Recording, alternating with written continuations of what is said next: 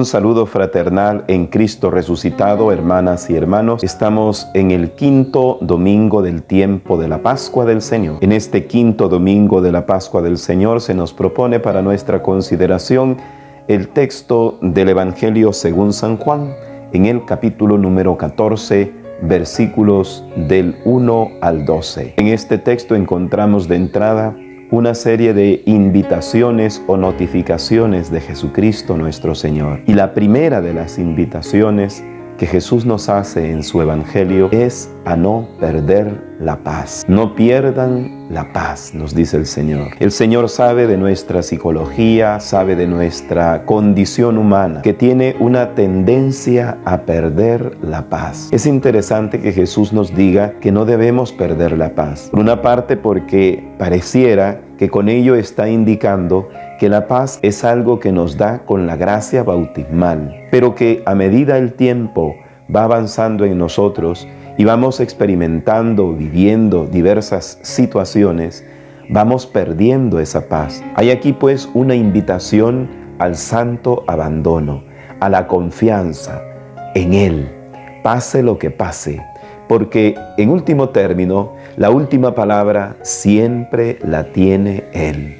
Por eso nos dice San Juan 14:1, no pierdan la paz. Esta invitación al santo abandono no es fácil en nosotros los seres humanos, porque todos estamos tentados a siempre tener controlado todas aquellas cosas que pues advienen a nosotros o que nos toca vivir. Queremos controlar nuestras enfermedades, nuestros problemas, nuestros conflictos. Y de hecho la intranquilidad azota más nuestra alma y nuestra mente cuando vemos que no tenemos control de ciertas situaciones, de ciertas cosas. Y eso nos hace perder la paz, la tranquilidad.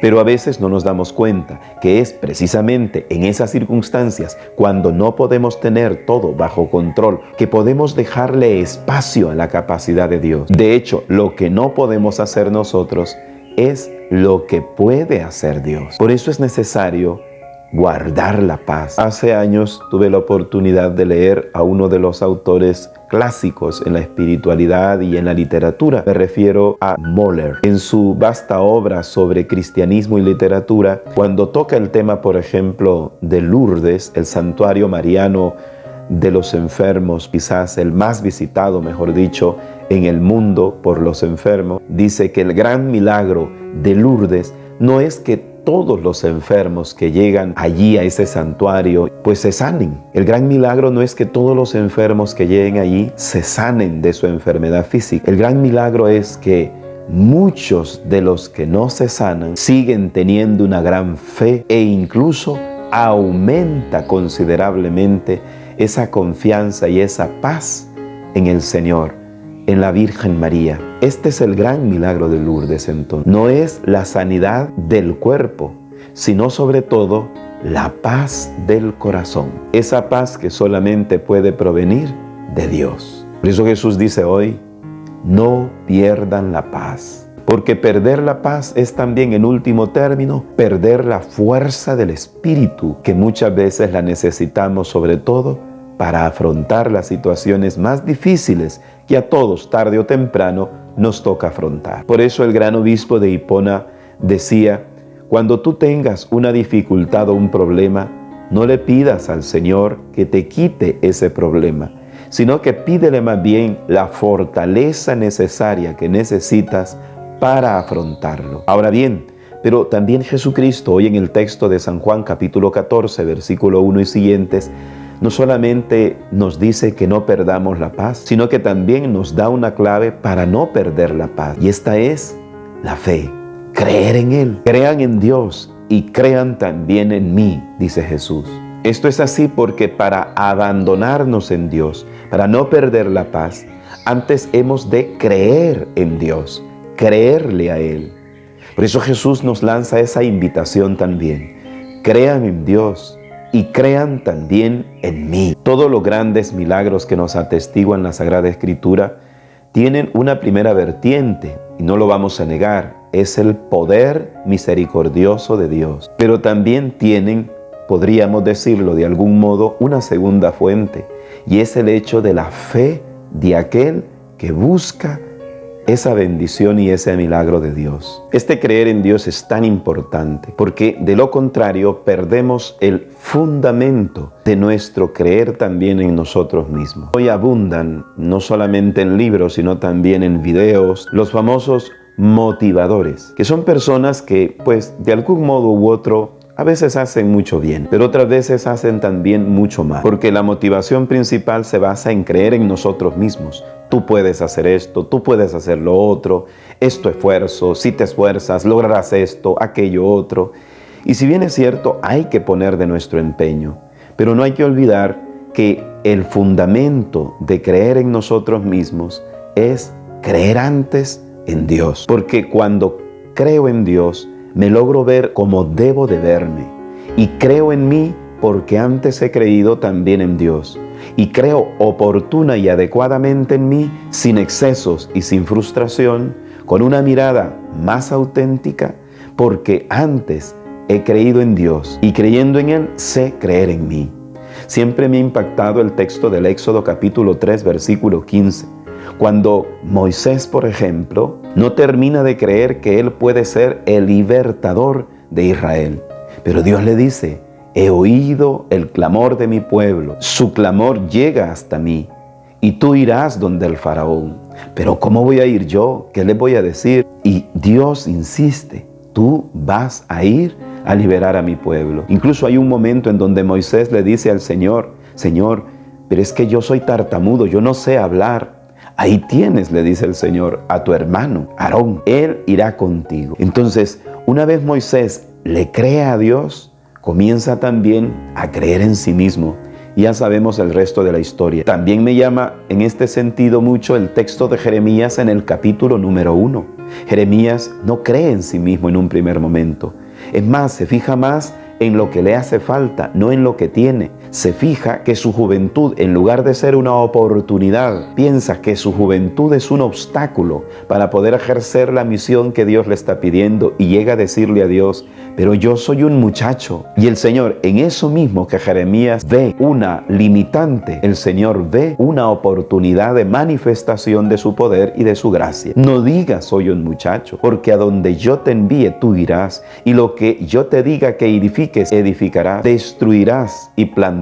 No les tengas miedo. Es como que si Dios le dijera a Jeremías: entre más joven eres, más se va a notar que estás revestido del poder de Dios. Eso que tú consideras limitante, Dios lo ve como potencializador de tu vida, porque creer en Dios nos hace también a la larga creer más en nosotros mismos, pero de un modo auténtico, adecuado. En cambio, cuando hacemos al revés, cuando comenzamos a creer primero en nosotros mismos, a la larga vamos a experimentar mayores frustraciones, porque perdemos el fundamento de nuestra vida, de nuestra existencia humana. Por eso es que hay muchas personas que, si bien es cierto, creen en ellos, trabajan el tema de su creer en sí mismos y logran hacer muchas cosas, es cierto, y pueden alcanzar muchos, entre comillas, éxitos, pero al mismo tiempo van a experimentar a la larga un gran vacío, una gran frustración interior, porque todo lo que hacen, por muy bueno que sea, todo lo que logran, por muy grande que sea, al final no les va a llenar. Por eso la invitación de Jesús: crean en Dios, crean también en mí. Hay otro detalle que nos muestra este texto de San Juan capítulo 14, concretamente a partir del versículo 8.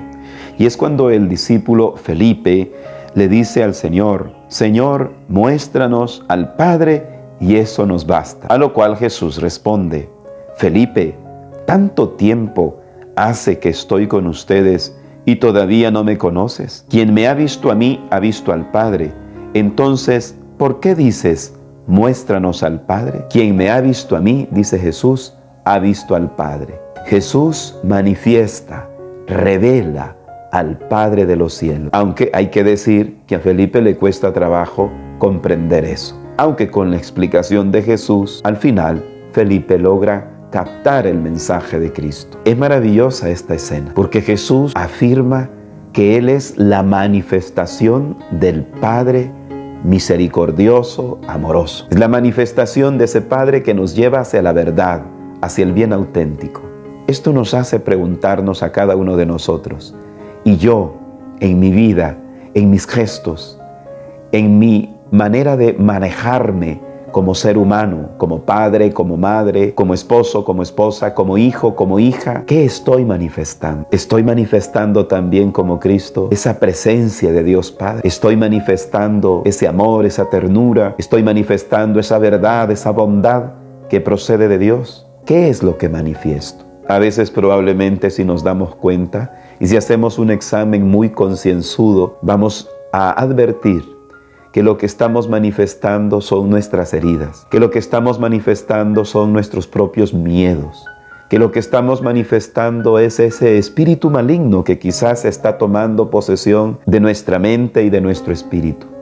Es necesario, por lo tanto, seguir el ejemplo de Jesucristo, tratar y luchar por manifestar al Padre de los cielos en nuestra vida, de modo que podamos decir como Cristo: quien me ha visto a mí, ha visto al Padre. Quien me ve a mí, también ve a Cristo. Se dice que en los primeros cristianos, muchos se convertían por lo que se denomina la ley del contagio. Es decir, no tanto por lo que decimos, sino por lo que vivimos, por lo que hacemos, por nuestra conducta. Es la famosa predicación sin decir palabras. Pidamos al Señor esta gracia, manifestarle a Él, que poco a poco Él vaya sanándonos interiormente para poder manifestar no nuestra miseria, sino la bondad y la riqueza que Él quiere manifestar a los demás a través de nosotros. Que el Señor nos ayude.